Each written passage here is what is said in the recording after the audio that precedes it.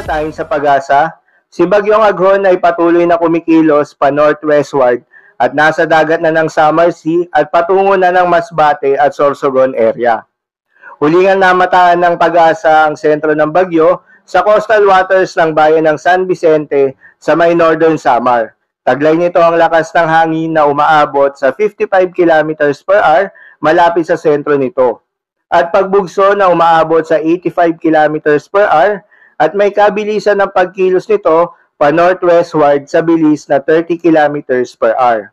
Ito pong si Bagyong Aghon ay maliit na bagyo na nasa around 200 to 30 kilometers ang kabuuang lawak nito. Subalit yung mga outer cloud bands na tinatawag o yung mga nakapalibot dito na makakapal na ulap ang siyang nagdadala ng mga pag-ulan sa bahagi ng Visayas at malaking bahagi ng Mimaropa, kabilang ang Northern Palawan at hanggang sa areas ng Cagayan Valley, Central Luzon, Calabarzon at mga kalapit na areas sa may Northern Luzon.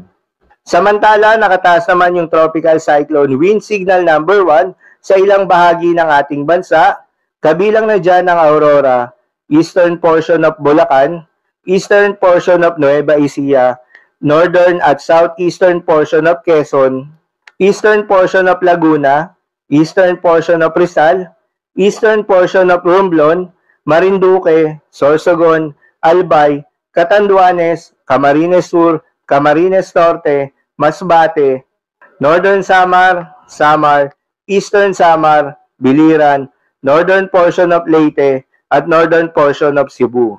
Dahil nga lalakas pa itong si Bagyong Aghon, asahan ng pinakamataas na tropical cyclone wind signal na posibleng itaas ng pag-asa sa bagyong ito ay Tropical Cyclone Wind Signal number 2. Para naman sa latest track nitong si Bagyong Aghon, inaasahang patuloy na kikilos si Bagyong Aghon sa direksyon na northwestward habang nasa Samar Sea hanggang tatahakin nito ang Bicol Region area simula ngayong hapon hanggang bukas na madaling araw. Pagkatapos nito ay babalik ito muli sa dagat at dadaan sa Lamon Bay o sa coastal waters sa hilaga ng Camarines Provinces bukas na madaling araw at sa susunod na maglandfall naman ito sa Polillo Islands. Habang nangyayari ito, inaasahan na si Bagyong Aghon ay lalakas at maging isang tropical storm.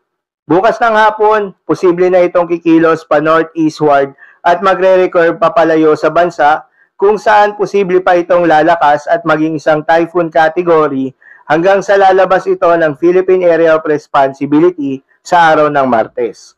Ngayong araw nga ng Sabado, dahil sa epekto nitong si Bagyong Aghon, asahan ng moderate to heavy with at times intense rains sa ilang bahagi ng Bicol Region, Samar at northern portion of Samar.